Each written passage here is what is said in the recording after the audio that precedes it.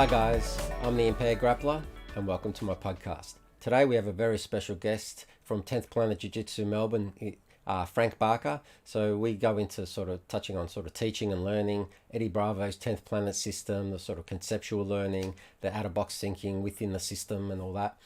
We talk about the No-Gi Summit that Frank held at the start of the year, as well as Jean Jaques Machado's seminar that he did there as well. And we talk about the impact of those events on his life. And yeah, we go into Frank's martial arts story and sort of a bit of his history in that. We talk about mindset, positivity, frequency, vibration, appreciation, family and ancestry connection. So yeah, we covered a few things, but that's just some of it. So yeah, hope you guys enjoy and we'll catch you on the other side. Us. All right, guys. Welcome to the Impaired Grappler podcast. I'm the Impaired Grappler. We're here with my friend Frank Barca from 10th Planet in Melbourne, up Coburg in the northern suburbs there. So, we're just going to have a chat. We've only sort of met a few times, so we're just sort of chatting about that before. But yeah, it's welcome, Frank. Oh, thank you. So it's great to be here, man. Anytime I get a chance to hang out with anybody, really, I'm excited. I'm into it, and especially someone who understands jiu-jitsu and the language that we all love to speak and we all like to live by. I think it's awesome. It's an awesome opportunity. So I'm really excited, mate. So thanks for having me, and good luck with the podcast. I hope it goes really well. Oh, thanks, mate. Yeah, well, just concentrate on just trying to get conversations and not worry about trying to advertise and promote. I'm just going to get my shit out there and get about the rest of it. But talking about language, from the heart, as my mum always says. Yeah, that's it. Yeah, so you talk about language, and it's like you could talk a little bit more jiu-jitsu than me. You know the 10th Planet language as well, on top of the language I know. So I think you've got me there on language in jiu-jitsu, because half the time I don't know what the hell's going on. Like I rolled with one of your guys at the last comp I did, which, looking back, I'm so glad I did that competition. Nice. I can't remember, was it Caleb?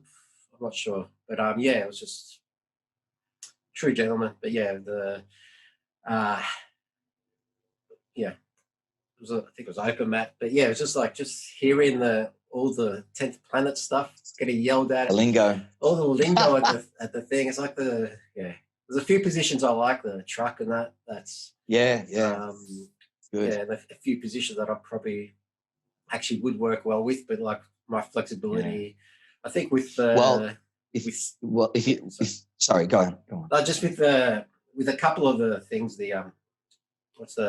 hold the triangle with the arm, I've got the main one. The dead orchard?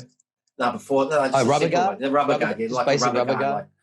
My knees are a bit not that flexible to be able to get there, or at least at the moment. But yeah, it's especially the one side. The other side's fine, but yes, so I can actually do almost twice as much on one side than the other, which is cool. But right, look, it's just like anything else. If you just put in a bit of time in your flexibility training and your hip mobility and some strength, and just a little bit of time, just consistently, you'll be amazed in how quickly you can really develop your abilities. Really, like I never looked at anything that Eddie was doing before I even met him and saw what he was doing and thought to myself, oh, I'll never be able to do that. Oh my God, look how flexible he is. Oh, that's not me. I never ever thought of that. My brain just went towards, oh, well, shit, where can I learn this? Where can I learn this? Because I knew in my head, for me to be able to do that, because I loved watching rubber guard. I mean, it looks so fantastic. The upper body posture control, isolation of limbs, can't get struck, no elbows, no punches, and not even headbutts. Like that was really appealing to me. So I never looked at it as like, oh, I'll never be able to do it. It was more like, oh, I can't wait to learn that. So yeah, it's a mindset thing, I guess. But and it's not anyone's fault. It's just how it is. But you don't have to keep that mindset. You can change the way you think about things that look difficult. I always tell my students, when you see me demonstrate something, or you see Eddie demonstrate something, or you see one of the black belts overseas hitting something in competition, looks amazing, like that Imanari roll that, Marvin Castell hit that got like 11 million views or something like that, right?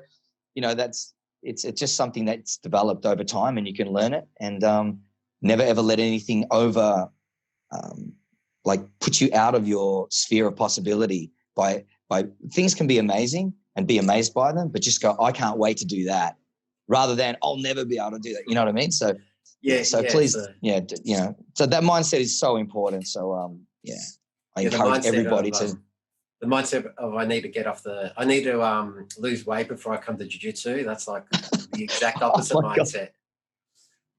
Yeah, right. I mean, seriously, that's one we hear all the time, and you just have to let them go, because no matter how much you try and convince them, it's like, no, martial arts is a way of getting healthy too. It was a way of, getting that optimum body weight for your frame and for your activity and whatnot. And what better environment to do that than in a potential competitive environment where there's various levels of people that you can train with. So there's everybody you can hang with, no matter if you're having a good day or a bad day, if you're peaking or you're just coming off a break. Like, there's always someone that you can always tag along to for a while, and they just pull you up to the next run.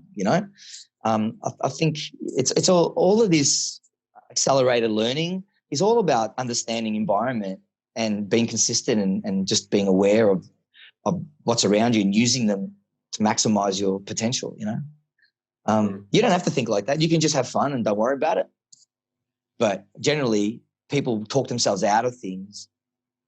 Like you said, I have to lose weight. When I lose, I'm going to hit the gym. And then when I'm strong, I'll come and do jiu-jitsu. I'm like, bro, I ain't going to help you. Do that, get strong while you're doing jiu-jitsu, just focus on a skill set rather than just an outcome. You know what I mean? I think that's... Well, 3 months of jiu-jitsu versus 3 months of weight training to get fit enough to do jiu-jitsu would actually put you back in the exact same spot. Yeah. Learning a functional skill. Yeah, right. How many times I new guys, when they come in, I'm like, and I'm smiling. They go, "Oh, you're really happy?" I go, "No, I'm happy for you, because I know right now you guys have no idea what's ahead for you. It's going to be all positive. Your body's going to change. Your mind's going to change. The way you sleep's going to change. The way you think's going to change. The way the way you interact with other people is going to change." And I'm just seeing 3 months down the track that anyone that walks in this door at that 3 month mark, I don't care if they've got no training, they've got no chance. And I love that. So they they get excited about it when they hear it like that. So I don't know. I just stick with that. That's my usual pitch. But, new students, to encourage them to keep moving, is that I just laugh at them and go, you wait. And I always say, no one's ever given me a refund, asked for a refund, because they got really fucking good quick. Like, no one's ever gone, you know what, coach, I want my fucking money back because this has taken fucking years sooner to hit my goal. No one. In fact, it accelerates people these days. We're seeing such great practitioners, so quick, young kids, with 18 months training, but just being so passionate and so keen with great structures, by people that have got the experience to give them the right plans, and they just fly. It takes them half the time as what it's taken us. When I came in, when I brought 10th Planet here, nobody knew anything. I was the only one. I was going there and just learning it like a sponge, and then just making sure that my documentation was so precise that I could, reproduce exactly what he wanted, how it should feel, what it should look, the shape it was, the kind of resistance, the situation, the scenario, the timing, all those things. I tried to be super, super vigilant and really be quantifying everything, so that when I came here and started just training and sharing, that I was seeing my training partners accelerating faster than me. It's bananas, But anyway, I'm digressing. But anyway. No, that's fine. I actually want to digress. Just going into sort of, I actually want to touch on sort of the out of box thinking that Eddie Bravo's done. But it's like, I just went, as you were talking, then I just had this thought, because Eddie Bravo's style of learning, the style is he learns it all by flowing and feeling, but he's actually systemized it into a system. So it's kind of like a dichotomy. If that makes sense. Understand. I just thought of that now. I was like, oh, okay, that's a bit weird. You said, I don't know if you have seen that before, or because I want to actually talk. Yeah, I have. Yeah. Okay. Can you talk about that? Yeah. Yeah. See, my classical backgrounds, no matter whether I was, when I was 9, I started martial arts in 9 in freestyle karate, and the best guys that were around me, even as a child. So let's just forget the first 5-6 years. So now I'm 15 and I'm in a comp circuit. So I'm one of the most consistent, competitive kickboxers or point fighters, because it's always, listen, man, people give point fighters shit. Like, oh, it's not real. Let me tell you, man, everyone's trying to fucking knock each other out. I'm telling you now. I was. I was. And I did. And I took it as good as I gave it. The point is that everyone I trained in, no matter what martial art I did, had a strong structure. And when you have hunger, time, talent, and the right structure, you can get a human being to do almost anything. And we've seen that, and it's been proven a million times. It's not anecdotal, there's facts. Look at the Olympians. Look at great jiu-jitsu players. They all start like normal Joey bananas in the corner, and then they evolve, okay? There's nothing, look, but I just want to get something clear when I say structure. It's an adaptable, it's a flexible, it's a conceptual, principle-based structure. So we give you physical paths to learn, but then we explain to you that the path that we're giving you is actually a concept. Top half passing is a concept. Controlling the upper body, pinning it to the ground, fighting the legs, clearing your knee line, enormous shoulder pressure. You can turn in, you can turn out, you can knee cut, you can donkey kick. And now we're past, like, they're concepts of controlling the upper body, controlling the hips and the legs, and then slowly dismantling them completely and putting the fight 80% done. So it's a structure, but it's a theme. Top half passes is a theme, but we have the best 4 ways we know. Competition, MMA, you name it, sub only, whatever you want to call it. The 4 best paths from top half, that is our G series, for example. We have 8 series, and that's G. That's series number 7 is focusing on top half passing. So that's the theme. But it has so much more than just top half passing, because the bottom guy learns defense, the top guy learns to overcome roadblocks. We set up some submissions along the way, sweeps, counters, escapes, and leg attacks. So not only has a theme, but it has like a web that opens up. And the more you go down this path, the more you have room in your mind to add all these essential weapons. Because you know, your ability to finish a person depends on 2 things. Knowledge and options. So the more you know in your jiu-jitsu game, the more you know about jiu-jitsu, and the more that you can attach and add options to what you know, it has a deeper pool, like a swimming pool. So that when you take a person, when you get to that spot that you are familiar with. All right. So sorry about that, guys. We got cut off. So yeah, if you want to take it back from where you were, Frank. Yeah. So I'm talking about options. I'm talking about knowledge, depth of knowledge. The more depth of knowledge and the more options you have, you've got a greater pool to take someone into to hold them underwater. So when you've got a deeper pool, then it's more likely that the person is going to be in a drowning situation than in a shallow pool, meaning not many options and not a lot of depth of knowledge. Like, you know, like a good white belt doesn't compare to a purple belt, competitive purple belt. They just don't have options. They just don't know which options are available. They just don't have an idea of what they must not give up, like underhooks and not leaving their neck out and not, you know, being aware of their legs and you know, in exchanges and whatnot. Like it's vital information. So the beautiful thing about that is that it grows together. So as you go down this jiu-jitsu path, you start adding knowledge to your mind, to your game, and then you start looking at all these options, because when you've got room in your mind to add options, that's when you really start to get, you know, dangerous. And I say that in a positive way. Yeah. It was like the jiu-jitsu. Yeah. So Eddie, so for me, so to answer. Yeah. So just to answer your question, I know it's a long-winded answer. Yeah, that's right. It's a structure. The point is that there's plenty of freedom, but there's a lot of structure too. Because listen, let's not just guess here. Let's not reinvent the wheel with every single person that gets on the mat. Let's get a uniformity going that you can go into leg locks. You can rubber guard speciality, half guard, electric chair, lockdown game. You can go butter half, butterfly guard. You can work inversions. You can work purely a choke artist. You can be an armbar specialist.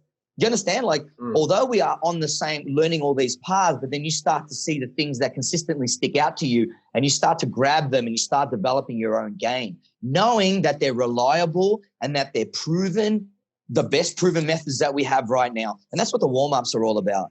Mm. Yes, I've seen. You know, I've seen some of those warm ups. I went to the Eddie's school and just had a look and see the warm up there, but it's the same warm up everywhere. So what's it like that translating to the students and their experience and like what you learn from them? Like, you know, what about you actually learn from them and like, you know, within that framework of the 10th Planet system, where you know there is the structure but the freedom, like you said.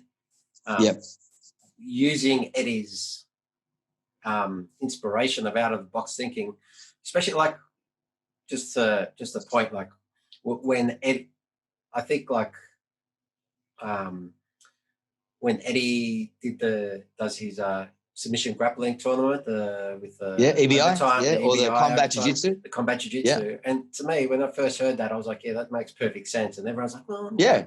But like the way he thinks, I think the same as on the same sort of wavelength.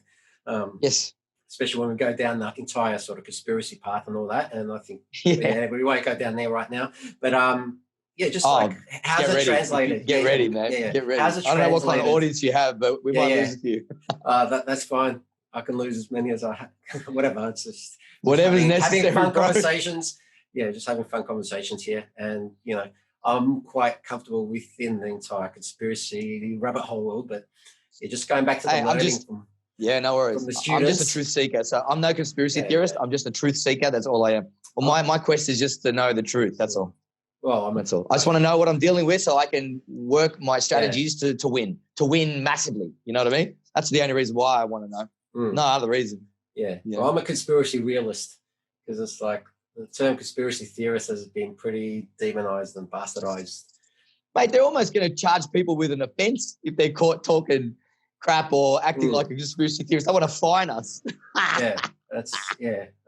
Well, how many of them have actually come true? How many of them actually have come true? A lot of them.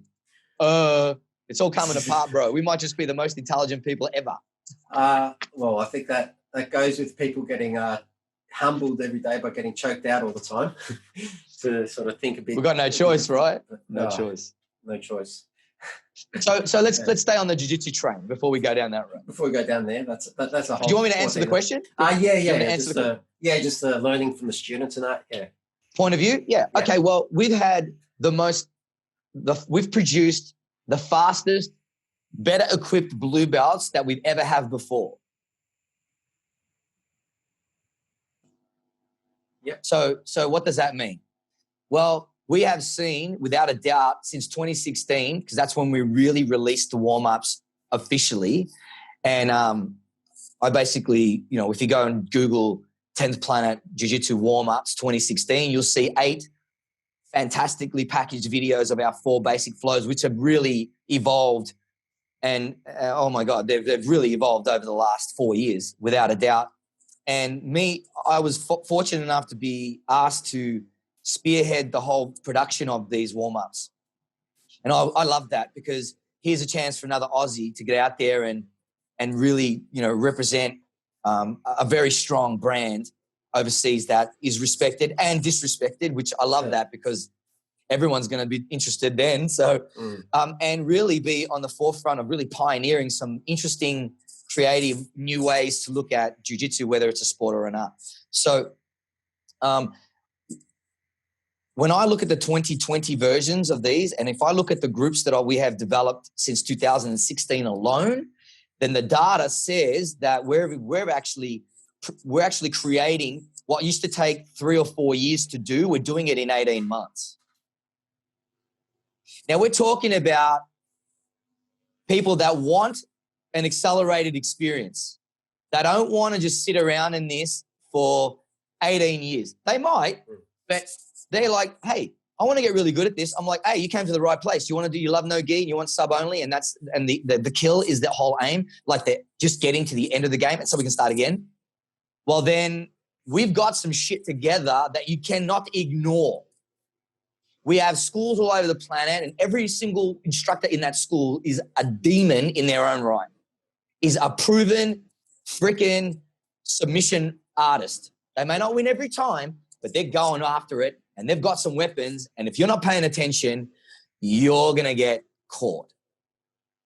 And we're not just talking about arm bars and chokes. We're talking about arm bars, chokes, escapes, back takes, counters, and leg lock systems, like completed leg lock systems that are flexible and adaptable to change.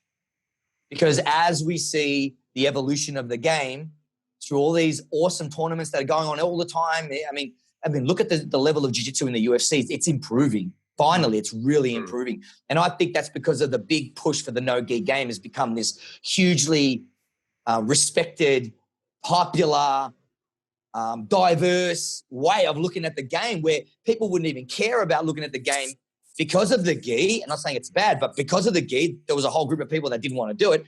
Now that there's no gi, it's like, what? I can just wear like a rashi. Rashis are cool. Everyone's wearing rashis. You know, a pair of shorts. Oh, shit, that's like volleyball, soccer, tennis. That's like, you know, whatever. Oh, my God, I can just do that. I don't have to wear all that. No. Oh, what? And it works. Yeah, it sure does. And there's another way to look at the same game. But when you come together, it's the same game. What are you talking about?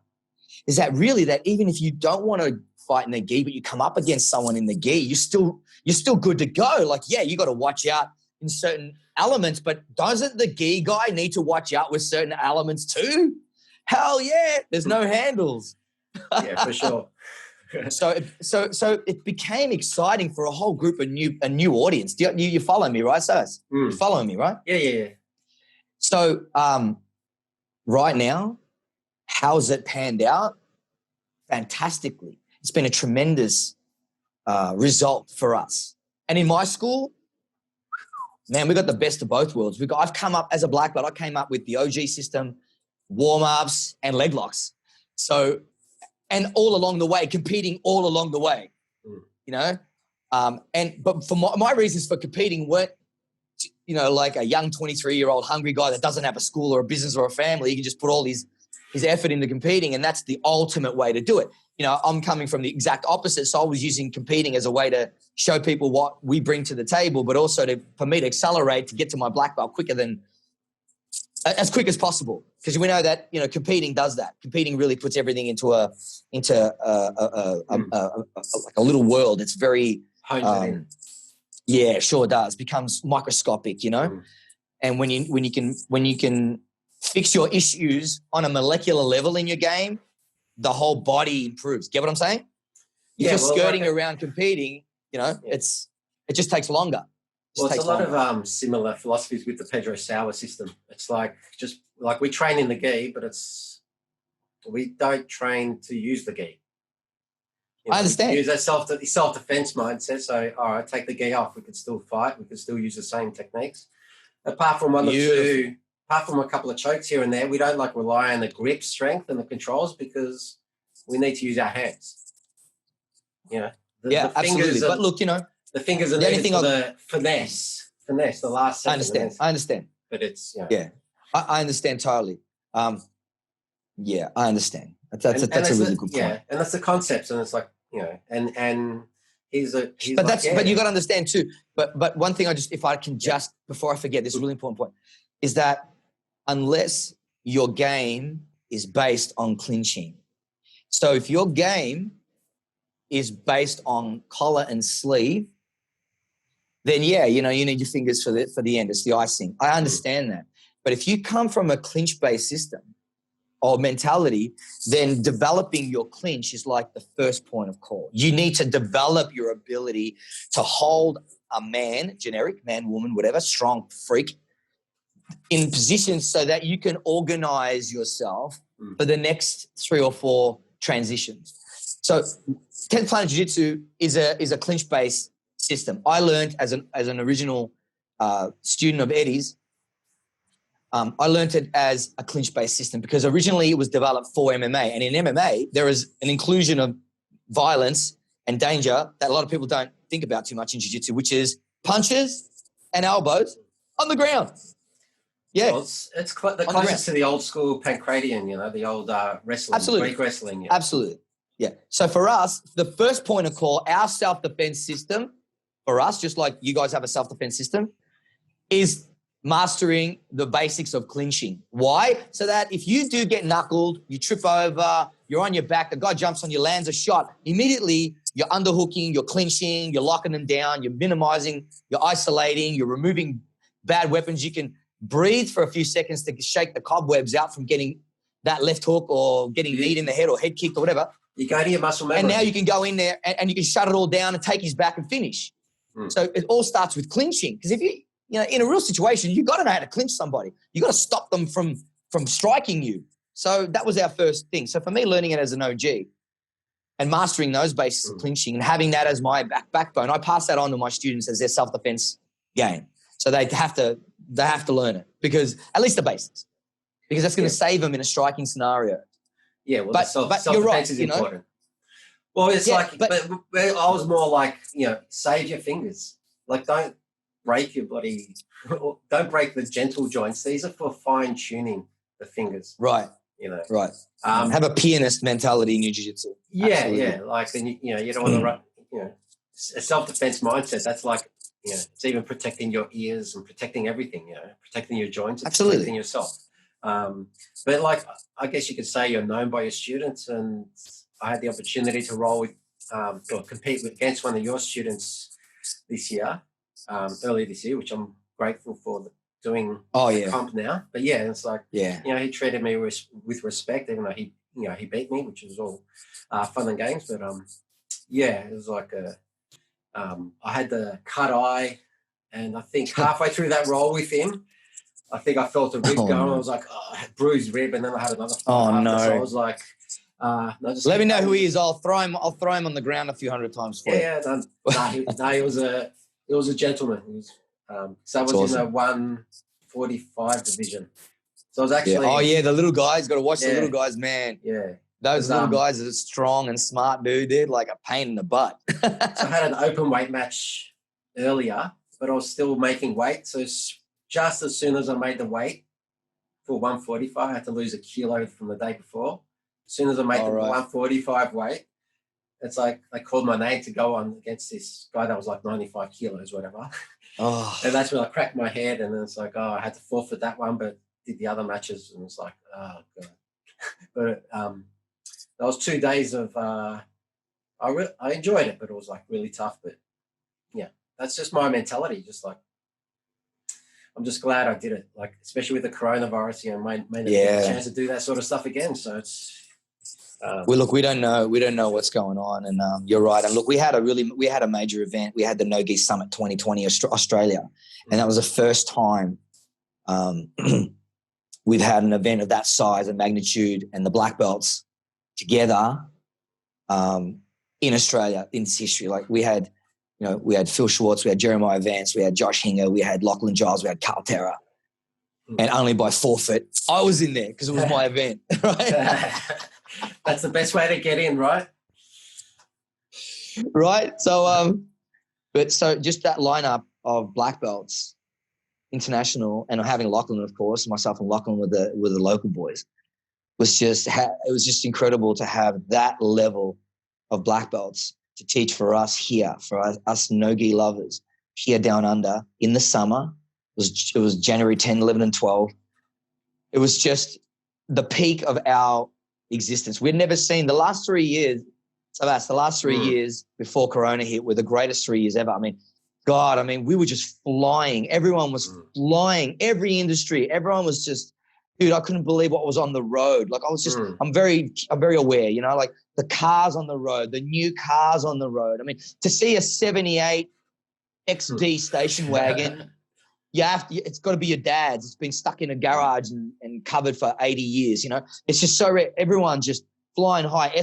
Restaurants packed out, and theaters packed out, and live gigs sold out, and internet sales through the roof, Amazon and all this stuff, building 40-acre freaking warehouses. And it was just, fuel is at $1.65, because, oh my God, there's it's almost at scarcity because it's being used so quickly that producing it is almost impossible to keep up. So the demands, so it's taking a higher price, You remember when Corona hit that everyone was locked up in the world, fuel went down to bloody 69, 70 cents. Yeah, I remember.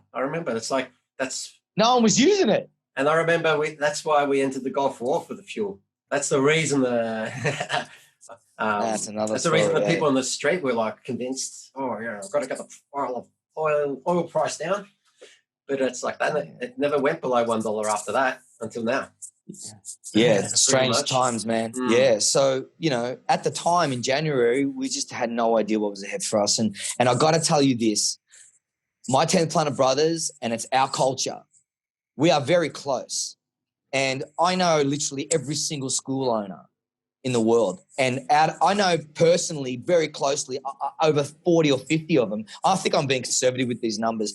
And these people are my friends, man. And when we get together and we do an event, we're coming from the right place. I was in Thailand in 2019 in April, and for the first time I was brought out to teach overseas.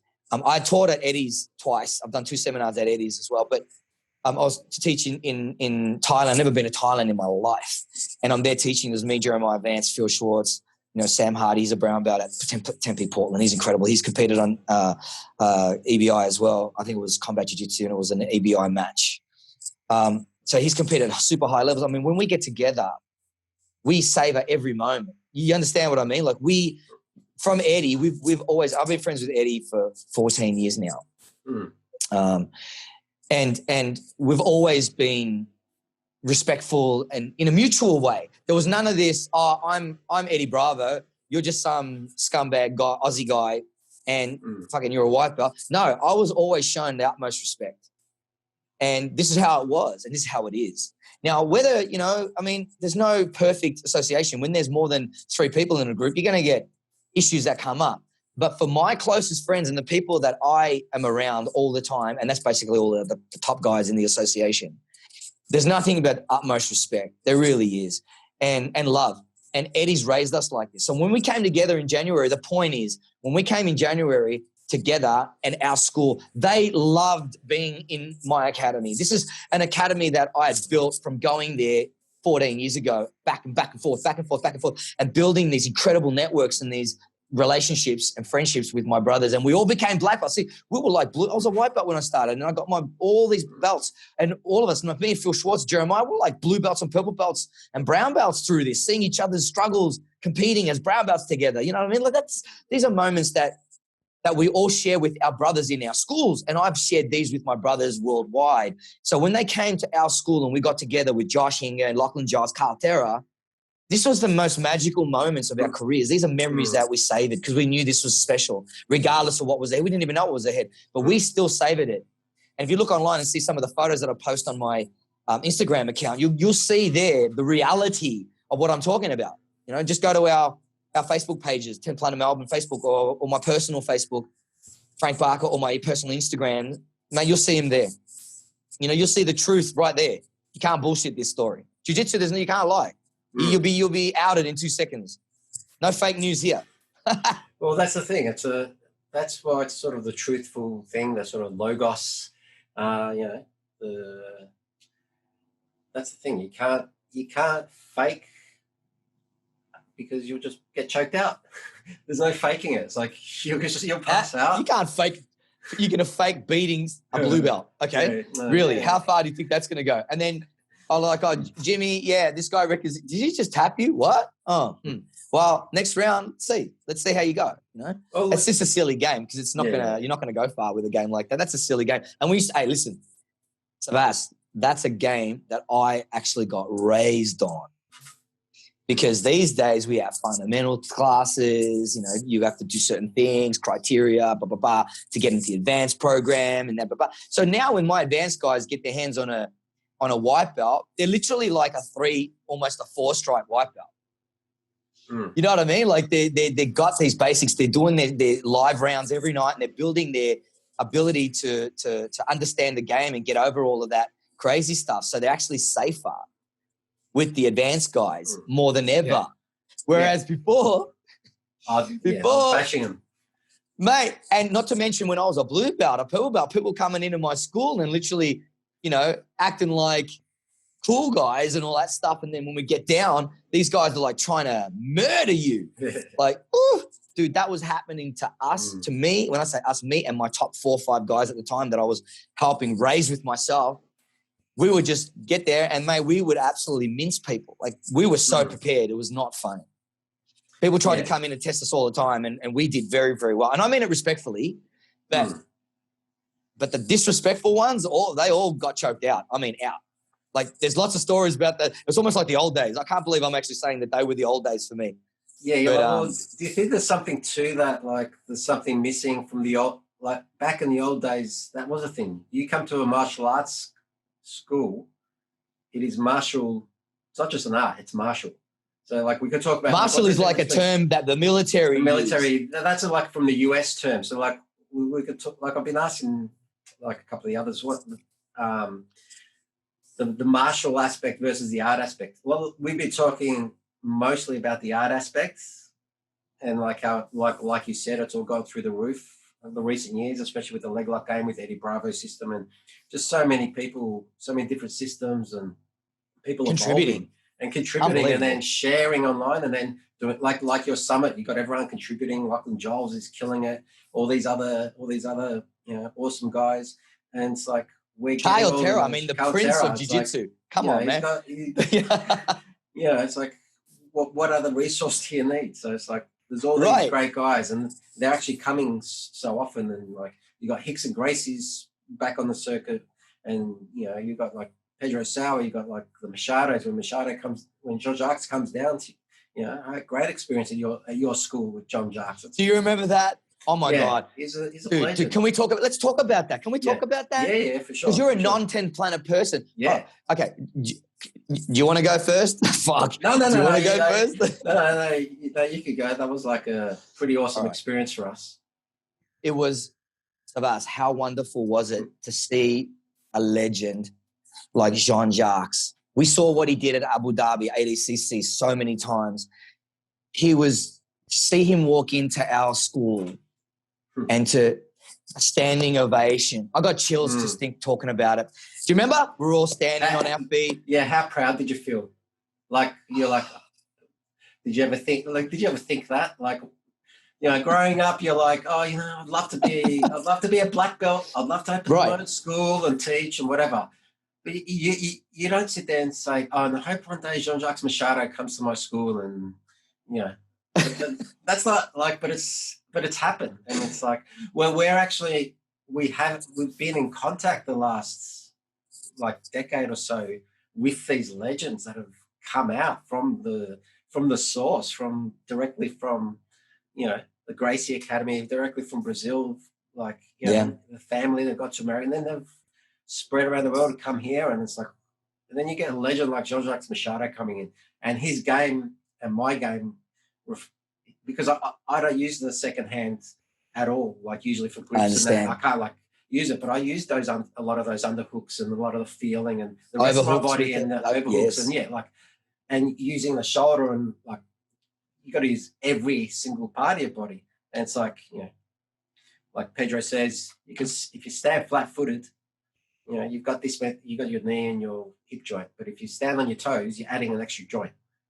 It's that sort of mentality. It's like, okay, you got to use everything. You got to get the connection and feel. But yeah, anyway, like you were saying about like, tell us about like when Jean Jaques came and then you saw the standing ovation. And then he's like, we had I think we had 88 people at that seminar. Yeah, there was no social distancing that day. No. that was his first no-gi seminar. Wasn't All right. It? That's what I want to talk about. So we're in the middle of technique 2 or 3 or whatever it was, and we're just all blown away, and it's just a magical moment everywhere. Everyone's just in this state of, it's like he has some kind of hypnosis, a hypnotic kind of multi-dimensional. It's like he's spread some kind of virus in there, one like to create like a cult of freaking possibility and potential, you know what I mean? Like in all of this. And he puts his arm around me, he goes, Frank, because I don't know, he just really enjoyed putting I think I'm at that perfect height of us, where if you're at about 5'11", 6 foot, that you can just rest your arm. Fighters do it to me all the time when I'm interviewing them in the cage, and they just love us, that Frank Barca height. And he kind of worked it out already. So he's walking around and he puts his arm around me, he goes, Frank, my friend, he said to me, he goes, this is a really bad Portuguese accent. this is the first time I teach a no-gi seminar in my life. I'm like, Professor, what are you talking about? He goes, no, this is what he said. He goes, I just realized that I have never, ever taught purely a no-gi seminar in my entire career. Mm. And he said, at 10th Planet Melbourne, I'll never forget the first time. I'm like, can you imagine what's going on in my head? Like, it's hard enough dealing with the fact that Eddie's my teacher. Like, really, like, we're friends and everything. We're, like, really close friends. And we're boys, you know? But Nico's my fucking teacher. He's my sensei. You know what I mean? Like, it never goes old for me, bro. Like, I just want you all to understand that it never gets old for me. It's not because it's not starstruck. It's not that shit. That this guy, I can't believe I lucked out. I lucked out that I'm a black belt from white belt all the way, white, blue, purple, brown, black, all the way to black belt. I'm actually a first degree black belt. And I'm in my 3rd year as a first degree black belt. So I'm really almost ready to complete my my second rotation as a black belt, my second chapter. You understand? Like every 3 years is a chapter in jiu-jitsu, yeah? Yeah.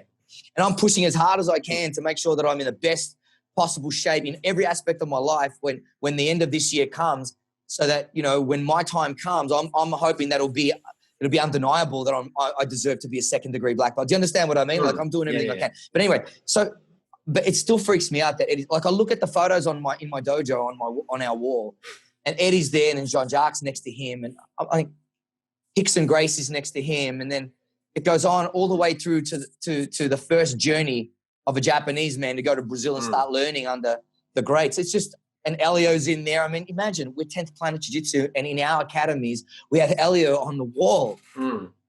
You know, but we just don't have him there. We have all of we have the lineage all the way leading up to where I am right now.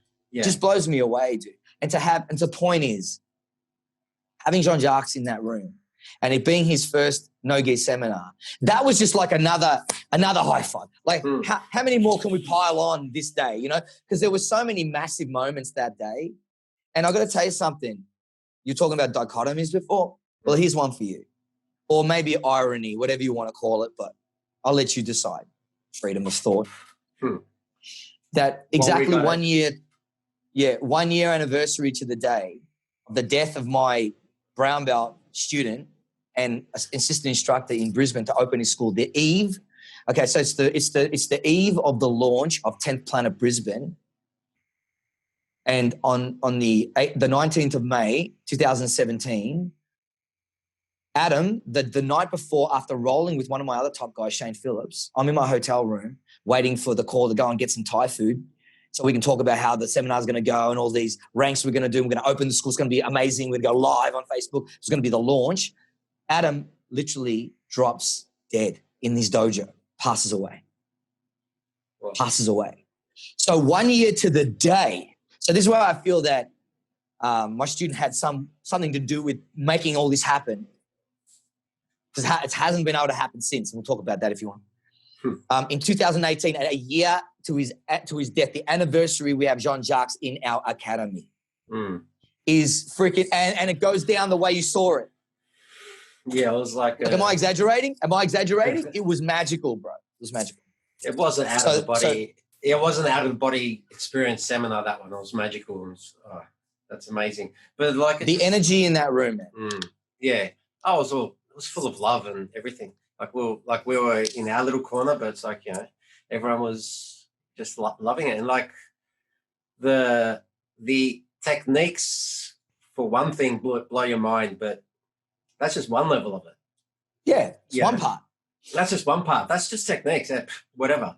Then it's like everything else that comes with it. The, like, you know, just the presence and inspiration and just the energy, that you feed off them. I don't like, you know, because I believe like we have a human energy field, the bioenergy field of the heart and whatever, and we know that goes out to 3 feet, give or take. But quantum physics, his goes out, quantum physics, and his goes out to further. And it's like, you know, we could talk about that too. Like, it's contagious, bro. It was contagious, and we all got a little bit of it, and then it woke us all up and put us all into this frequency, this alignment, and we were all actually in this sense of alignment in that room.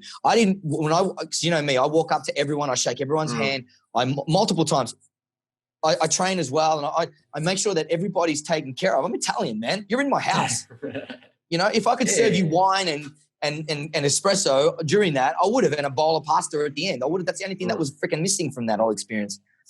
But I'm there to serve, and I understood exactly where I was, and I wanted to share it with you all because it meant that much to me, and I did. I felt like I did.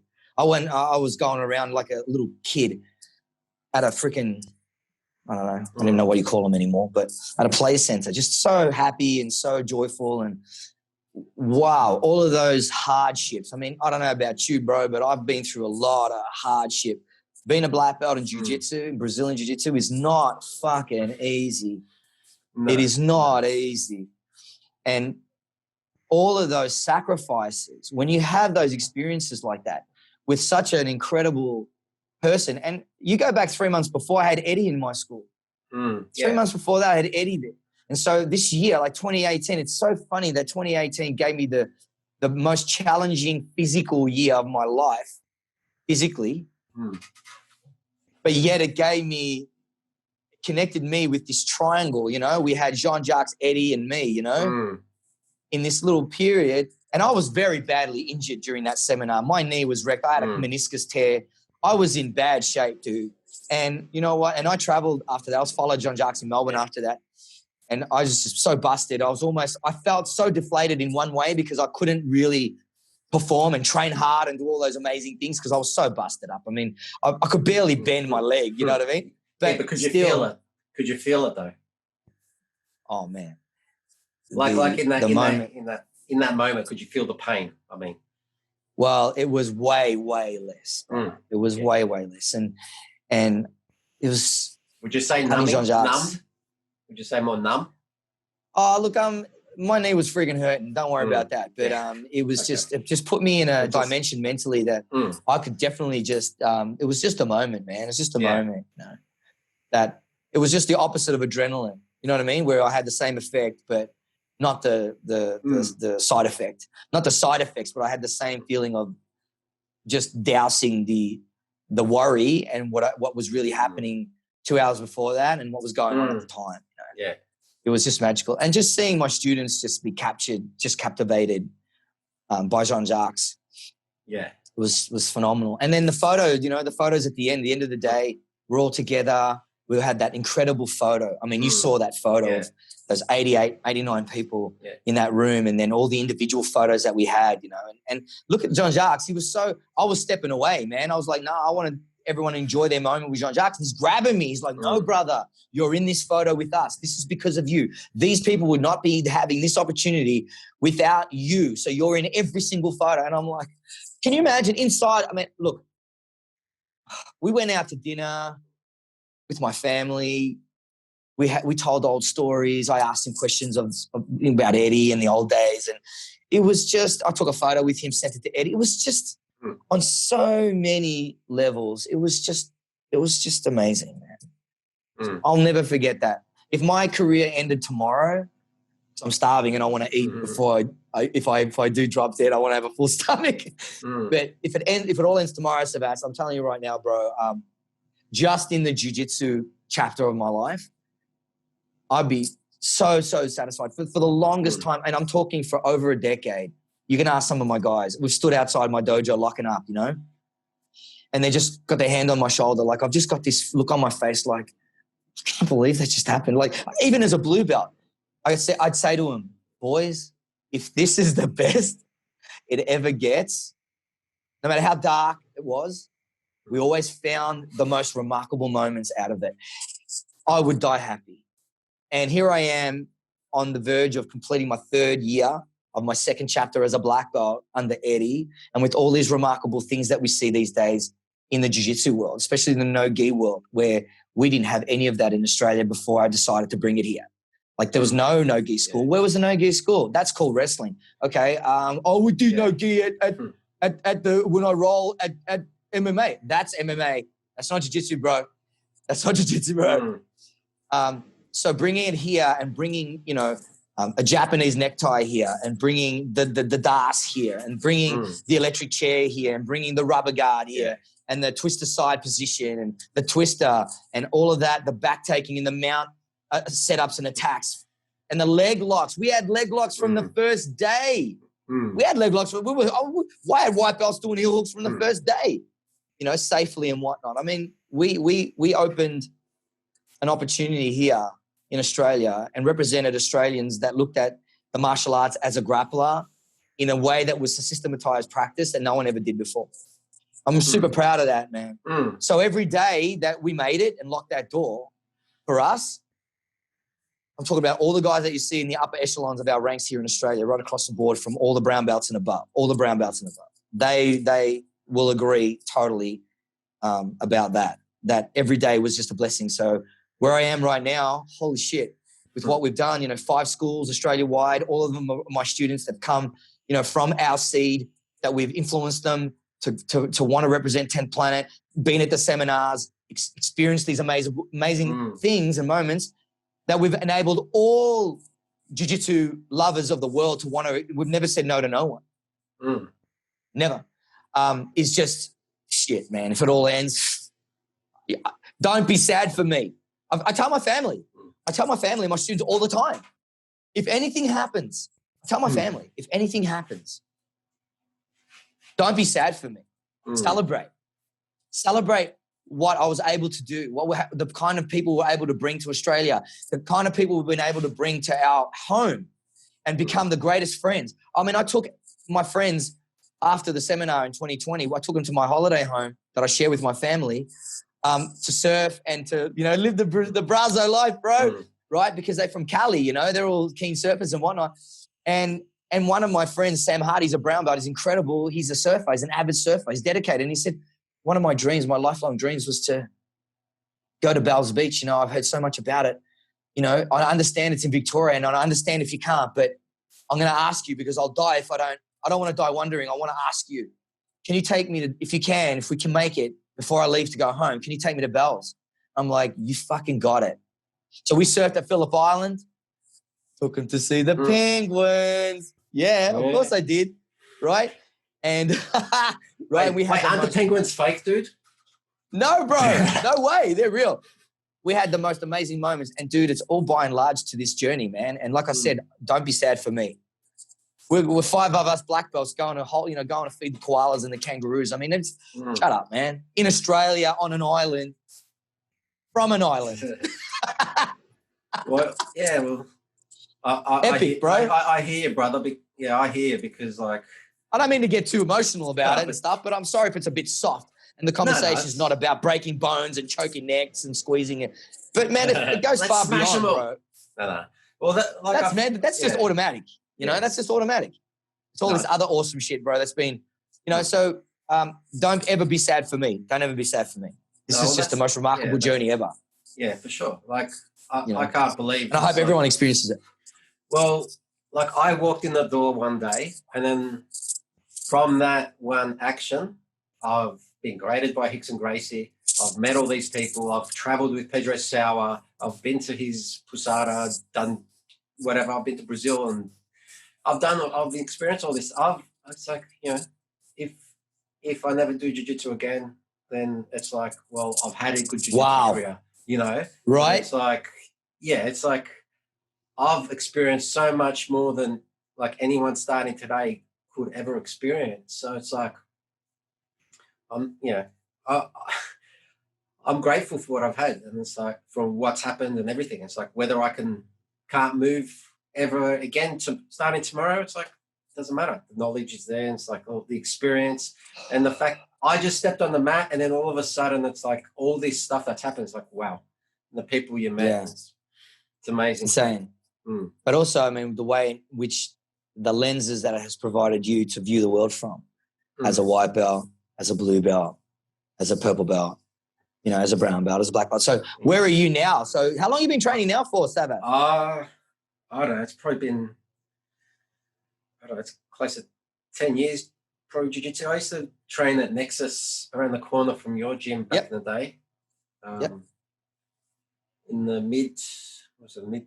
Because I did the old school Japanese jiu-jitsu back in like the late 90s. Are you ranked in that? No. Okay. That was I was always doing exams and stuff, and I didn't actually take it seriously back then. But it was more the judo stuff and the jiu-jitsu stuff. It's like, oh, just elbow in the legs, but yeah, they'll open because of pain. Okay, cool. That was that was the guard technique back then. No, but like doing jiu-jitsu, I think maybe the mid 2000s I came back, started again. Because like I knew Phil, and then I'm like, oh, you do jiu-jitsu? And it's like, so I started back then. Phil took me there, and then he opened up his school and whatever. And then, but if I didn't go then, if I didn't have that conversation, none of this would have happened.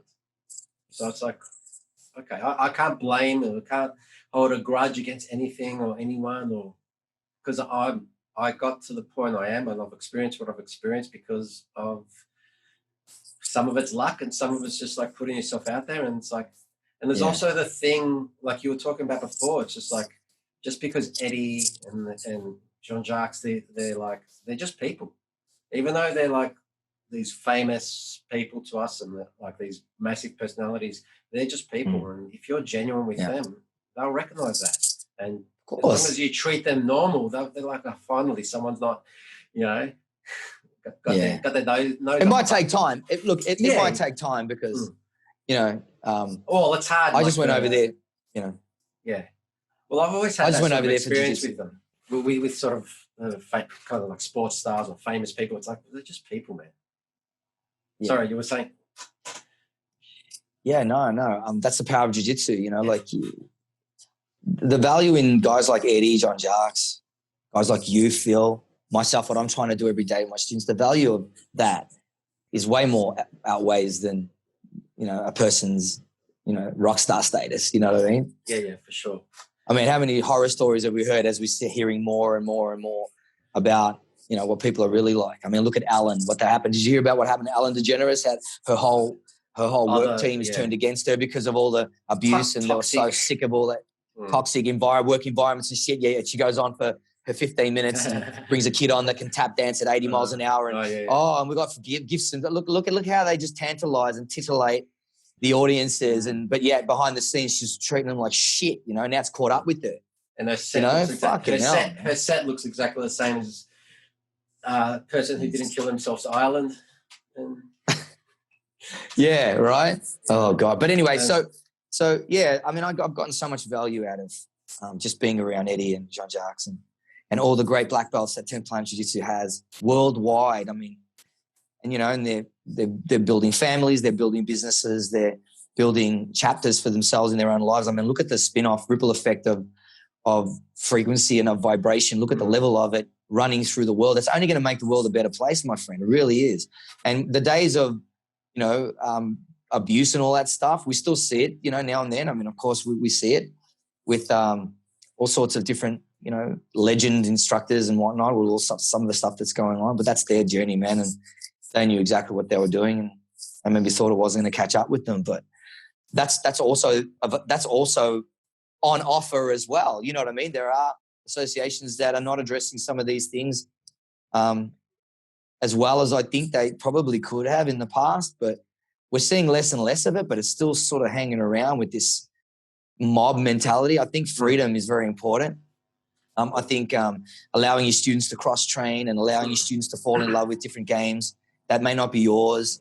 Although, you might, for whatever reason, you might feel that it's a bit of a slap in the face, or you might see it as it's disrespectful or disloyal that you should be wanting to learn, my moves and play the way I play. Well, that's not the case, I've got guys in my school that are inverters. I'm not an inverter. I've got guys in my school that are leg lock only, like everything's leg lock only. I'm not, I've got guys that are just neck orientated. I've got guys that are just back takers. I've got guys that are just truck players. Yeah, well, I don't care about their rubber guard. They're just, well, fucking hell. Yeah. Hey, listen, there's many weapons out there on offer. You don't have to just shoot with a 9mm. You shoot with an AK-47. You could throw knives. You could use darts. You could, you might want to poison somebody. I mean, if the end result is what you wanted, like, who's to say that way is the wrong way? It's just, and who's to train who you can and who you can't train with. I mean, I don't. If everyone's just, I think we just allow ourselves to be who we want to be. I think jiu-jitsu is all going to be better for it. I think that's my point. Although I can't really remember what my original point was, but the freedom to be unique, but yet have a stage to shine, but yet still have all those fundamentals. I mean, so we're not saying that you don't have fundamentals of passing down. We don't have fundamentals of clinching down. No, of course you do. How the hell are you going to give anyone anything if they don't have fundamentals down? But when they get to that crossroads where they're like purple, brown, where they really start to hone in on the things that they like, they love, who's me to tell them that, oh, no, you shouldn't be doing that, bro. We do it like this. I'm like, no, you can't do that. Don't be silly. That's just, you're being a silly bugger, Don't do that. Like, allow people to expand their palate, but make sure that the expediency of their progression is not leaving out anything insanely important. Because in jiu-jitsu, the reason it's so effective is because of its effectiveness, because and it takes time, and we need to see certain signs that you're getting the job done. And if you don't, and we see big people, little people, short people, fit people, stronger people, competitors, non-competitors, we see you in competitive state, we see you under pressure, we see you when you're coasting, we see you when you're cruising, we see you when you're wrecked, we see you when you're exhausted. If you're making decisions on rank based on these, I think you're not going to make any mistake. I think, you're going to be just A-okay, Yeah, well, I think rank should be based on your knowledge, not based on time. Yeah. Like, time's absolutely. important. You got to know stuff. Time's important, but you got to know. But you got to know stuff. Yeah. And it's like, but it's also you get there quicker. You get there quicker. But you also see it's knowledge, but it's going to take time to acquire such valuable, powerful, applicable knowledge. Like, there's got to be wars that need to be won and battles that need to be won and fought before you could really see the value of the weapon. You know what I mean? Like the setup. An armbar's an armbar. We can only go armbar, choke, and leg lock. That's it. Yeah. Because choking's part of the back. So that's it. There's only three, unless we grow another leg or something, or another arm that pops out of somewhere. But that's basically it. The way in which you want to organize yourself to get to those three options, it's up to you, brother. Who am I to tell you which way you should or shouldn't go? So you got to know stuff. It's going to take time. So time, although we say it's not about time, it's about knowledge. It's that, well, you better use your time well, bro. Because if you don't know nothing and you've been here for 5 years and you're wondering why you're still a white belt, well, that's on you, bro. Because these guys that joined 3 years after you are blue belts. It's not because they're listening to me only. They're understanding the concepts. They're putting the work in during their time. So although we don't go, oh, you've been here for 6 years as a purple belt. Well, okay, you've been here for 6 years. Where are we? Oh, you just got your blue belt? Okay, cool. Well, we're on the 18-year path. Well, can you tell that from?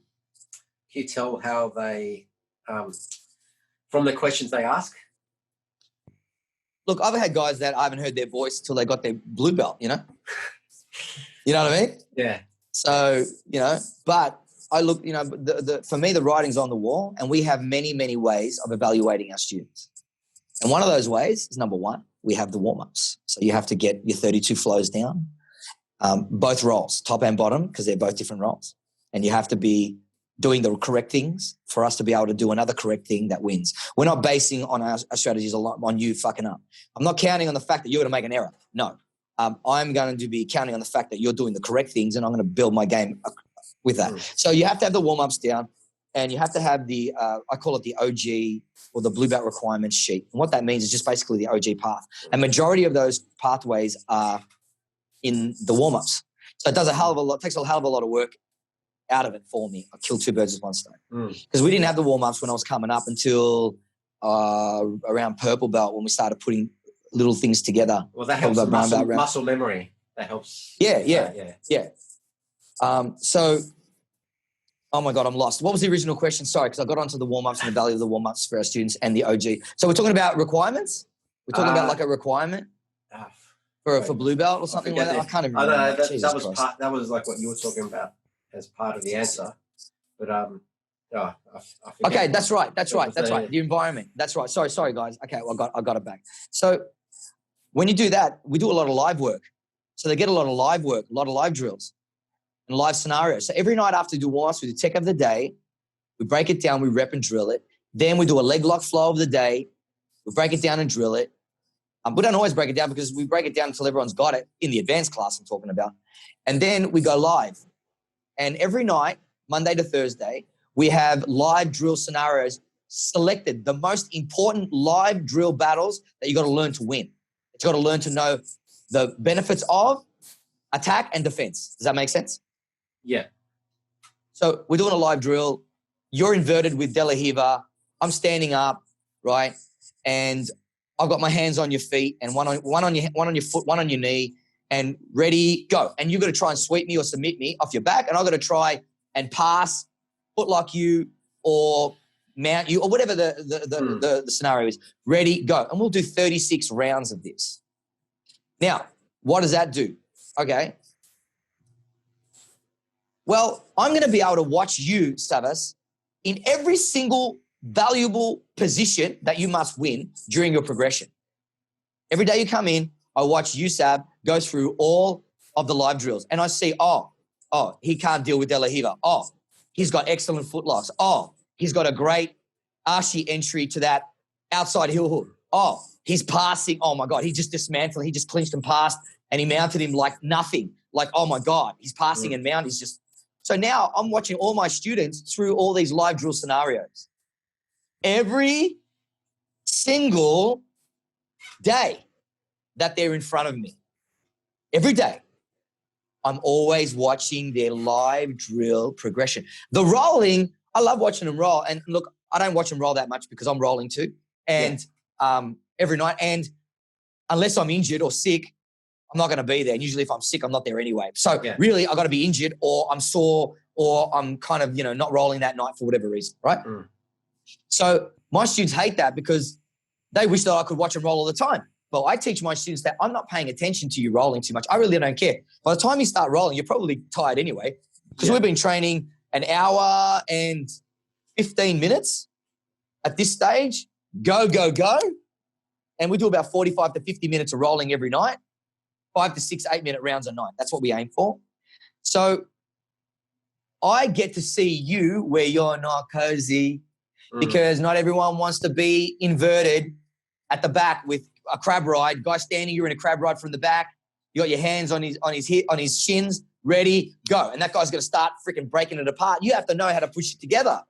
And that opens questions. Back to your original point, how many of them can you tell a good student by the questions they ask? Yeah, that's true too, but don't hold it against them if they don't. Like, don't assume that they're stupid because they're not asking questions. You know what I mean? That's a mistake from the deliverer, really. But it helps enormously. Does it help? Of course, if they ask questions, of course. The best students are the ones that have a question-orientated, like, mentality coming to the show, an education point of view, not an entertainment point of view. You know what I mean? So I am able to evaluate my students on the daily. You know what I mean? Like, evaluations aren't like a Saturday afternoon thing for us. Not in my school. My evaluations, I'm evaluating you all the time. So I know how to tweak things all the time in a group setting. You got to master that room, bro. Like, as a teacher, we have to master that time. Mate, they're giving us 3-4 times a week for 2 hours. Mate, I'm accounting for every 10 minutes of that 2 hours. I'm accounting for it. You know? So, it's concept. We allow them to be flexible and adaptive. We give them strong structures so they've got support. And then we let them go. We let them fly and be as creative as they want. That's the way we run our schools, man. And, we love it. I love that, man. I love that. It's the jiu-jitsu triangle. Like, you've got if you take a move out from here, then then your jiu-jitsu game's way less. But if you, I don't do that move because I can't do it, so I'm not going to practice that move in my game. But it's like, well, just try it, just drill it. You of course you're bad at most moves. You're obviously going to be natural at some, but you're going to be bad at most moves. So it's like, you got to actually train. You got to keep drilling, drill, and then it's like, okay, I know how to do it, whether you use it or not. Knowing and doing the movement is as much as you can is key. And have a big foundation, big base. Yes, that's what I was talking about. Yeah. That's what I was talking about with the depth and breadth. Two things that are key: depth of knowledge and options. Depth and breadth. If you don't have depth and breadth, you got a shallow pool to drown them in. That's it. Yeah. Your potential is short-lived, man. If you're only going to hang around for 18 months, fuck you. Yeah, you'll be great for 18 months worth, but that's it. But if you want to master shit, you have to be prepared to put aside a couple of decades. And that's the truth. That's the truth. Business, family, whatever. You got to put the bloody decades in, man. You got to put the miles in, bro. Until you take a journey on enormous proportions and epic distance, you won't really learn about the value of you, of what you bring to the table. It's very important. Anyway, digressing. But well, talking about mastery, you said a couple of decades to master something, whether it takes that long, like, because you know the saying, jack of all trades, master of none. Master of none. But the original one was supposed to be jack of all trades, master of one. Oh, really? And that sort of seems to make more sense. Like if you're, and then it's like sure does. You master one trade, and like you can see this. You just look at Pedro Sauer, look at Jean Jaques. We can just look at them. It's like they've mastered the jiu-jitsu trade, but from that knowledge, they've been able to master sort of, or maybe not master, but like understand a lot more at a higher level than you normally would without that mastery. 100%. Yeah. 100%. That's the aim, my friend. The aim is to master. I think it's really the aim to master you, master your emotions, master your physicality, master your mental, meaning your mental strategy, your strategic and your tactical side of you, so you can win in your life, you can win in your relationships, your life, your job, your family, your kids, the whole thing, everything, mastery of your soul. Like I'm a huge proponent of emitting, the most energetic, the most powerful, embracing energy I can. Like I work on my frequency and my energetics on the daily. I do things to feed my soul every single day. And one of them is training. The main one is being a black belt, being a martial artist. To me, it feeds my soul. So I do all the things that make me feed that black belt soul, and that is training. So you'll find me not at home too much. I'm out training at the moment because what we're doing, I've reconnected with my brother and I'm riding my mountain bike and we're doing some stupid things up mountains and hills and time trialing, and we're training and we're putting ourselves through all sorts of vigorous different tests, and we adapt and change routes so we can hit our muscles continuously, and then we test it and we get the data, and we're working on heart rate maximums, output. We're talking about time, the conditions, like all sorts of things. Why? Because this is my brain. This is how my brain works on the mat. Yeah. This is how my brain works in the martial arts fashion. It needs a project. It needs a manager. That's me. I'm all those guys. And it needs me to go out and test, bring back feedback, and get the results. And I just keep doing it. So for me, the soul, feeding my soul is everything to me. It needs to be the right frequency. I can't have negativity around me. I can't have, whinging, whining, complaining, excuses. I have to have, okay, I don't mind if things aren't going well, but what are we doing? We got a plan? No? Well, can I offer a plan? No, you don't want my plan? Okay, well, you need to get a plan, and then we need to start. So because I'm not into this. Blame without solutions.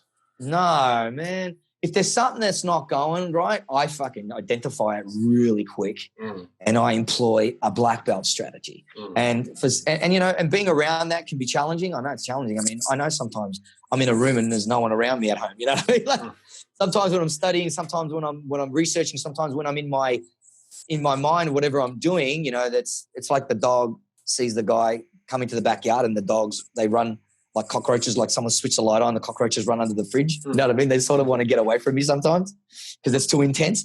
But I'm always trying to present myself in the most positive way, and it's not easy, but I work on it, and it's like a muscle, and it gives me endurance. And that's how I like to be. So that's what I aim to do every day. I try and, martial arts has given me a great structure and a great support to be, I don't know, I'm trying to be the greatest version of myself. What is that? Is that a bad thing? Is that like an ego thing? I don't know, what is that? But for me, it's what my aim is to master myself. How selfish of you. But in doing so, look at all the people, look at all the souls you feed along the way, right? Mm. Yeah. Like that's how I see it, is like by me trying to be my best, I'm going to be inspiring someone some days. I'm going to be motivating some people some days. I'm going to be a good listener for some people when they need it. I'm going to be, well, they're going to ask me, well, what about when you're down? Because I'm down. Well, what did you do? And I can go, well, this is what I've done. I've pulled myself out of it. Like it's a community contribution too. But trying to be your best doesn't mean that you're going to shit on other people doing it. No. That you're going to push everyone and hold everyone back while you're doing it. That's not what I'm talking about at all. Gratitude and appreciation are the keys to the soul, my friend. And you want to be all you want to be, and this is a message to all of you out there. I've trained with the baddest, the toughest, some of the most dangerous dudes on the planet. MMA fighters, UFC fighters included. And I tell you now, I shit you not, the ones that are the most successful are the ones that think like this, that they appreciate the moments, that they're not afraid to put themselves through arduous, austere existences, like lives of discipline. And really, and having fun too. Like, not like I don't have fun, man. I'm having fun every second. Oh, well, you know, not every day's fun. But most of the time, man, I'm in my top 85% most of the time, really. And very rarely below it. And I have exceptional days. Today I did. Yesterday, not a good one. Today, exceptional. And this is the way it is. And I accept it all.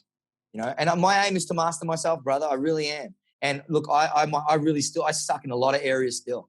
But my aim, because I'm not going to have this energy forever. I'm not going to be around forever. That's for fucking sure.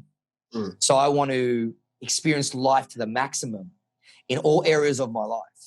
And, you know, I have some real serious challenges ahead. You know, my parents are getting older. You know what I mean? My uncles, and I love them so dearly, they're getting older. You know, we're in a stage where my kids are adults now. My brothers and sisters are older. They're in their early 50s. Do you understand? Like, there's so much ahead. So I'm going to live like I'm trying to master it, because that's the way I'm going to be able to deal with it better. Do you understand? Like, I'm appreciating my parents like I have for decades, way more than ever. I was separated from my wife in 2015, just before I got my black belt. And I was living back home with my parents and my grandfather. My grandfather, and I was there for 49 days. And I'm telling you now, they were the best 49 days for my kids and me and my parents to spend that time together, because I lost my grandfather like 5 months later. Yeah. My kid's great-grandfather. My kids knew their great-grandfather.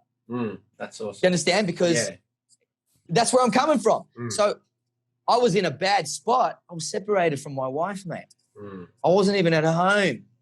I was beaten down like a dog, dude. But yet, it gave me an opportunity. And, you know, that year was the first time I trained at a Jean Jaques seminar in Melbourne that year. It was in the middle of it. It was May that year. You go look at it. 2015 in May, Jean Jaques was in Melbourne. This is when I was a brown belt. And then 6 months later, I'm separated, and Eddie makes me. I get made. I'm still separated from my wife, and I get made as a black belt, the first in the Southern Hemisphere under Eddie. And I'm separate. You understand what I mean? Like, you want to talk about dichotomies? Yeah, there's suffering. Well, dichotomy of human nature. There's a yin and the yang. Right. Like, there's a couple of examples. So, without the suffering, there's no growth. What's the reward? How do you know what reward is if you have no suffering and there's no pain and suffering and no misery? Mate, we're on this journey to master this life, to master it so that we can be the highest frequency, our most brightest at the end. Yeah. Not suffering scarcity with regret and shoulda, coulda, woulda, mighta, oughta, if only Ida. Yeah. That's why the ancients, like you said, like the brightest frequency at the end. So basically, your life should be the brightest, man. You evolve and you actually become the star in the sky. You know, that's called. Fuck yeah. You know, and like, I'm fully into all this energetic and sort of. I'm not into it. Things. I'm not into it. I know what you mean, but I'm not into it. I'm into that. No, I'm not into it. This is what I am. You are it. This is what I am. Yeah, it's like at the core of my being, I am a freaking light that's going to explode out of this freaking existence. So while it's inside of me, I'm doing my damnedest to make that powerful, dude. So look, I don't know what's tomorrow. I could fucking look. I'm not going to say anything negative, but man, I'm living my life as fully as I possibly can, and I accept everything that comes with it. Everything. Yeah. Well, you got to get the positive and the negative. But it's like everyone talks about the grass is greener on the other side. And yeah, because it's got more shit in it. Yeah. More fertilizer. Yeah. It's like, the grass is greener on the other side because I throw my shit over there. No, but my saying is, or like something that I like to think of is the grass is greener on the inside. Like, you fix your inner garden before you worry about your neighbour's garden. Before you worry about the other people. Everyone's eating a shit sandwich. So dude. When I agree with you, bro. Sav, I agree with you, bro. I mean, I remember when I was coming up and I went on the Australasian Underground forum for the first time, and I just to go on there and go, look, I got my affiliation approved and I was ranked, and I wanted to explain what my goal was, what my aims were. That I'm a ranked 10 Planet Jiu-Jitsu blue belt under Master Eddie Bravo, and there's a whole bunch of shit that a lot of people don't know exist. The no-gi jiu-jitsu to help your MMA, at that time it was purely for MMA, but also for the no-gi lovers of the world. So if you want to come and train with me, you're all welcome. Here's my address. Here are the times. Do you have any idea of how much shit I took? Dude, you go Australasian Underground Forum, punch in 10th Planet Jiu-Jitsu Melbourne, press enter, call your partner or whatever to make the popcorn and bring you a 5.7 litre Coke and just sit there and fucking watch the entertainment, mate. It was freaking unbelievable that this little bald, adorable dude from fucking the northern suburbs goes on a plane 3 times, not once, 3 times as a blue belt in the gi, but that's another story, a Machado blue belt. And now he's going to go and show people how to do Japanese neckties and some guillotines and twisters and all this rubber guard shit that doesn't work. And you want to tell me about suffering and second-guessing yourself and sticking to it and being consistent and seeing it through and having the balls to go against the grain.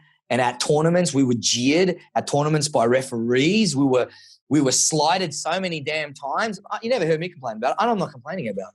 Hold on a sec. That doesn't sound like the Australian spirit that we know. Australian about. way? The Australian way. Oh, no one cheats. Oh, fair go, fair everything. Oh, sports stars don't take testosterone or anything illegal that they shouldn't. Yeah. So look, man, it's been a crazy journey, and I wouldn't want to be anywhere else right now. I mean, even though it is what it is right now, we're all eating a shit sandwich, but I'm trying to be every day for me and my family, and my mental health and my physical being, and for my soul and for my family and for my students and for my sensei. I'm trying to be an example of what a black belt is, that we have our black belt shit together in all areas of our life. Although we make mistakes, and I make them all the time. Just ask my wife, ask my family. I'm not pure. I'm not perfect. But man, when you understand how to master something and you understand what it took to master it, when you look at something and you decide that you want to master that and that you really believe you're in the right place and you have the right people to be able to get you there, then you should be doing fucking everything you can in your power to do it. That's what I suggest. Yeah. That's what I suggest for sure. Be all you can be. Don't be an asshole. Yeah, that's it. That's a start. Yeah, it's support people. Let it pan out. Give a guy a chance. Let it see how we go. Mate, when I competed the first time in 2009 at the Pan Pacific Championships in Melbourne, in the blue belt division, I was in the absolute division. And I was in a weight category of 61.9 kilos. I was 38 years of age. and I was in the Masters times 10 billion division, whatever that was at the time. And I come up against a guy at the time who won the division. It was from Western Australia, and Josh Stoltz. I can't remember his full surname. Sorry, no disrespect to Josh, but Josh Stolton, I think it is. And like he was, I couldn't believe there's someone that would be shorter than me. He was a little bit shorter than me, and oh man, he was just so good. I had him in my rubber guard. I flipped her up a couple of attacks. He was able to, fight off some attacks, and then he passed my guard, and he got a couple of points, and he won the division after that. I was like, oh, cool. I'll go in the absolute division, no worries. I was up against I think it was a 78 kilogram blue belt, and they were really gunning for this guy. I think they had some major plans for him at the time. I'll just say that. And dude, I got to tell you, I really opened up a 10th Planet little demo on what the rubber guard was that day. It wasn't flawless, but I had him. I set him up in omoplatas a couple of times. Omoplata swept him, cut back on top, went back to my rubber guard, meat hooked him. With a meat hook transition to a triangle. I mounted him with a mounted triangle, and he either tapped at the end or I won in the mount. He says he didn't tap, blah, blah, blah, whatever, right? So that was my first, and I was like, oh my God, I can't tell you. I remember how it felt. It was such a great feeling to be able to do that. And then I went in the final. That was a semi-final because it was a small division, no gi. I mean, who the fuck goes into no gi in 2009? No one wants to go in no gi in 2009. That's another problem we had for years and years, trying to find a role, like a comp role was almost impossible, right? But anyway, so I was in the absolute final against Henry Warnpole, and he's a great guy, and we've had many chuckles over it over the years. He's a black belt now under Fight Team, Jiu-Jitsu Fight Team on the East Coast. So we went at it. I think he's about 120 kilograms, dude. You can watch this on YouTube. It's got like fucking 50,000 views because people just love watching me get smashed. But I don't give a fuck because, as the Rolling Stones said, as long as you spell it right, I don't care what kind of advertising it is, as long as they spell it right. So I don't care how many people watch it for the wrong reasons. But, dude, he beat me. He didn't submit me, passed my guard, and then I had him in my half guard. At the start, I just pulled guard because I'm thinking I've got to try and just choke him from my guard. What am I going to do? How am I going to sweep this guy? I mean, how am I going to take a guy like that's back? It's hard. And then leg locks, no leg locks.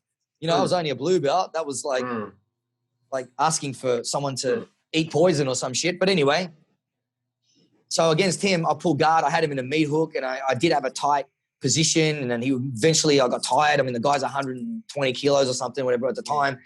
And I was like 62 kilos, and a guy screams out, "Where's your rubber guard now? Where's your rubber guard now?" That guy, incidentally, was my first Brazilian jiu-jitsu teacher. Okay. Man, it's just this. It's like you're taking an epic, awesome journey, and you're being like burnt at the stake at the same time, but somehow you survive. You survive. It's crazy. That's the thing. You got to go through the crucible of the fire to actually. You do, mate. Get somewhere. If you're not prepared to go through the fire, if you want to do something great, if you're not prepared to just laugh at the flush right crosses that you eat on the daily, if you're not biting down hard enough on that mouth guard, it's going to end you. It's going to push you away from your dream. You can't let that happen.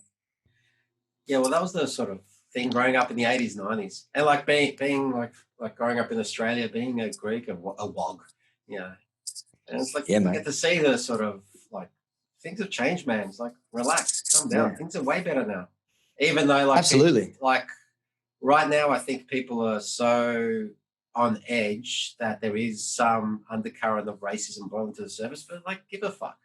It's like leave it. It's just people are exactly. So many people are emotional, and it's like you don't know like what the hell that person's been through, like when it comes to for sure. I'm on the same page, bro. When it comes to others, like I don't care what you believe in. Like it's not your problems are not mine, bro. Like in all of this, like I have my thoughts and my feelings about it, and our family does. And we have a plan, and we execute that plan so that we can stay mentally strong, healthy, and happy throughout all of this as possible. But shit sandwiches on the daily, 100%. But I'm not gonna. But if I see a person out of his mind, petrified, if I'm walking around with my scarf on, right? I'm out at the park and I've got my scarf on and I'm hiding my face. I don't wear a mask. I wear a face cover. Scarf, I wear a scarf, like cool, it's winter, no worries. It's like normal. So I don't feel any different, right? But if I see a person scared to fucking death down the road that I'm moving towards, scared to death, because you can tell what they look like. They're driving around alone in cars. Yeah. They're riding their bicycles with a mask. They're running with a mask.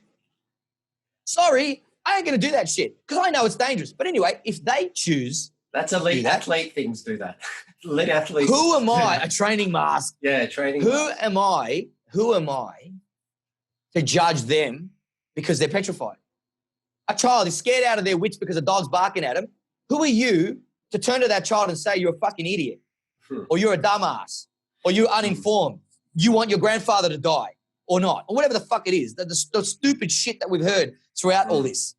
I don't. But don't make your problems mine, bro. Just get away. I just move away. I just stay around the people and the love. I just stay around the love, mate, because that frequency is going to kill all viruses, going to kill all this bullshit. You know, it's see what they want. They want diversity. They want us to fight. Look, mate, there are families that aren't speaking now. Families.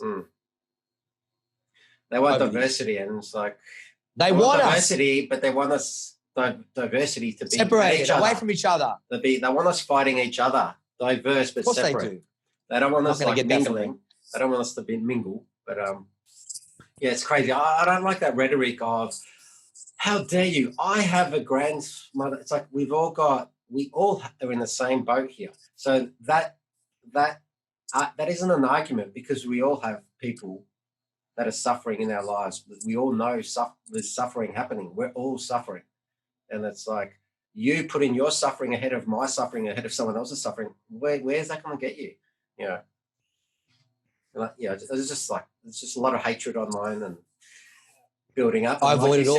I just put out positive vibes and you just go to my Instagram and all you see on my Instagram and my Facebook posts are all just love, family, endeavoring to be your best, striving, trying to beat your time, get better stretch, another kettlebell session, another fucking Zoom with my group, another conversation with Eddie, man, I'm just trying to help my dad. I go over and see my parents, make sure they're okay because I've got to care for them, make sure they're good. If there's anything heavy or anything they need to move, whatever, there's always stuff that goes on. I've got to call someone, utility conversations, they might need some help. My sister goes, whatever we're doing to do our part, I'm just keeping it all positive, man. Yeah, that's keeping it all. That's why I'm doing this. Yeah, all about the frequency. It comes back to like the positive frequency out there, and it's like you're connecting to the holographic matrix, the ether, whatever you want to call it. I'm plugging into that pleasurable shit, bro. I'm plugging into pleasure, not pain, dude. If I have to suffer in this plane for it to get there, I'm all for it. As long as I get my freaking ice cream, my cherry freaking sundae ice cream, make sure I get that, because none of this pain with no reward. No. Not for me, bro. Not for me. No. Well, I see. That means, you got to love harder so if you lose your family, love harder so if you lose someone in your family that you appreciated them, that you spent that time, that you called them, you told them you loved them, you did things together, you were there for them through good times and bad, and that you stood for them too and you support them. That's going to make the passing so much more able to deal with because we haven't wasted it. Don't waste a day. Shit. Well, this corona's taught us a lot about that, and that's the key. And I was actually sort of learned that almost last year or over the new year. I'm just going back to sort of family and going back to a bit of nature. So over New Year's, I was in the country, had a cousin's farm, and it's like. Then the bushfire came in, but it was still magical. Oh, not magical. It was like I took photos of the orange sky with the Milky Way behind it. That's magical. That's like, well, look at this. Not the bushfires, bro. I wasn't saying the bushfires are magical. I wasn't saying that. Of course not. No, but like the place was magical. I'm like, this is where this is. Where was it? I was out. Where was it? Sort of the East Gippsland way, but like I think it was Dargo. So they there's a little pocket there that they just went up to there like 5Ks, 10Ks away. But like we left, and then the next day that they sort of everyone else got evacuated, of course. But that was like an experience, and it's like, well, okay, but it's like being there. I was like, it was magical, like with the connecting with the nature, and like that's what my grandparents are doing. you know. Yeah. And like you said before, where you got to spend that time with your grandfather, and it's like I was lucky to be in Cyprus like 5 or 6 months before my grandfather died, and then like a year before my grandmother died, and got to sort of see them again. What year was it? Not 2000, like 2005 or 6, I think it was. But yeah, I sort of got to see them last time, and then I saw them a couple of times, spent some time with them over our lives, and like, yeah, like today I was digging in the garden trying to just what's it called, channeling my grandfather, like remember like him on the farm. That's so funny you said that. That's so funny you said that. I've got, when my grandfather passed, my mum said, "Oh, what do you want? I want his tools." So I want his tools. I want his gumboots. So I've got his gumboots. I wear his gumboots every time in the garden. I wear his gumboots when I cut the lawn. I use his lawnmower. I've got a whole bunch of tools for planting new crops and for cleaning crops and all sorts of things that he used to use that he handmade himself. I've got them and I use them. Dude, so do you experience tell me about do you experience any epigenetic memory from that? Because I feel that like, we need to get back in contact with our roots and like what our grandparents' tools are they were using. Oh, dude. There's epigenetic memory with that, and then that connects you to the same part of the hologram. And then you're actually able to access and download. So don't get me started down this road. This road is a very, very long rabbit hole. This is a big, big hole. This is an Alice in Wonderland shit now. Yeah, that's it. But I'll just say this. I don't want this to be too long because we've already been talking for an hour and a half already or something. Yeah. But I'll just say this, is that I have a strong, very, very strong belief for the longest time that I was being guided by my ancestors. And I've looked into my family history of the Barca name and whatnot, and there are some formidable, great leaders in my family's lineage over the generations that I really feel are watching over this whole thing for me. So I'm never really alone. I never, ever feel alone in this. Like I mean, sure, we need a connection of other humans. Yes, 100%. But I've had a lot of lonely moments that have not felt lonely, but necessary because I felt I had this connection with my spiritual family, a strong one, a very, very strong one. So I'll just leave it there because I don't want to sound too, woo-hoo about that. But I understand. When you say all that stuff, man, I feel you, dude. I feel you. And it's like, I don't feel my grandfather's boots. I don't feel like I'm him. No. I'm just saying that I feel those connections are very strong in my heart. And I get like confirmations. There's things, the weird shit that happens during my day when I'm doing all these things in this frequency that start to present themselves, that if I started talking about them, half of your listeners will probably freaking throw up, but they happen in my life. I'm aware of them. I have the most amazing existence I could have ever dreamed of, and I have a great connection with my family and its history. So I'll leave it at that. Well, it's like, there's heaps of synchronicities, and like the more I guess awakened you sort of get to that synchronicity feeling, and you sort of see them a lot more. And like I've come to that from a scientific point of view with the holographic theory, but and I've become more spiritual through science. And how about that, huh? Yeah, but how about that? Yeah, and like you said, we could talk about that for hours and hours. But but you know what? We could do this again. I mean, this doesn't have to be. We could talk about, we could talk about competitive mindsets. We could talk about cross training and the efficiency and effectiveness of cross training. Because I've trained and competed in so many different areas of athletics and trained under some of the most amazing coaches. Like, this is, man, I'm here. If you think it's valuable to pick a theme and have me on there, man, I'll help whoever it needs it, man. I'm here to serve. I mean that. Yeah, cool. Because I think we mainly covered we didn't really go too divergent. We covered just a few things. So I think it was a good chat. So stoke the fires anyway. Yeah, that's it. As long as it gets you thinking, you got to, if you can't, like you said, with freedom of speech is important. If you can't speak, you can't think, because like to think, when you think something but don't say it out loud, it gets stuck in your head, and then it's like, if you do say it out loud, it's like so weird. So, but anyway, I'll just want to say thank you for doing this. I think we might have gone a bit extra over time, but thanks a lot for that. How long have we been going? I haven't even watched my time. I haven't seen the time. I think it's close to an hour 40, I think. Jesus. It's like 7 o'clock now. So shit. Oh my God. Okay. Yeah. Sorry, Anyway. sorry guys. Right. If it was too long, I apologize. But no, that's fine. If anyone's still listening, that's fine. But no, I think was this live? No.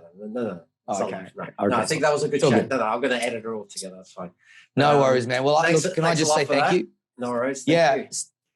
Yeah, Sab, no worries, dude. Anytime, man. Let's stay in touch. Let's not leave so much space between our contact. And I'll be checking in on you anyway because I super appreciate these opportunities, man. And I look forward to seeing you soon. And be safe, be well. To everybody out there listening, much love, health, strength, and happiness to you all. And I hope to see you all on the mat.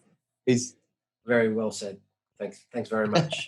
All right, cool. Can't wait to roll with you next time we absolutely, 100%. It'll be epic, dude. It'll be so much fun. Fun. Thanks. All right, thanks for that. All right, thanks, guys. We'll catch you later. Thanks, Frank. Thanks, everyone. See you next time. Whoosh. All right, sweet. All righty, guys. I hope you enjoyed that conversation as much as I did. I hope you can take something out of that. So, yeah, I really enjoyed it. So, thanks, Frank. And, yeah, so basically, check out Frank's links in the description below. Check out his gym if you're in the area when we're back up and running again. Check out his videos and all that. Be sure to like, follow, subscribe, and share. Comment down below if you want us to do another podcast. Just let us know what you want us to talk about, and we'll cover whatever topics you want. So hope you guys enjoyed, and we'll catch you later. Peace.